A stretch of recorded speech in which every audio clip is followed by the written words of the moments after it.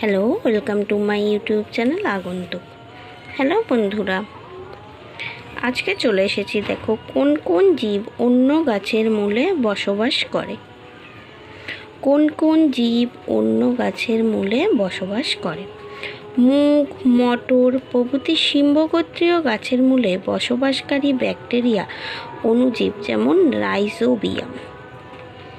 2. Okay, Abyss, pine জাতীয় গাছের মূলে বসবাসকারী ছত্রাক হলো অ্যামানিটা ও বোলেটাস রুসুলা প্রভৃতি। 3.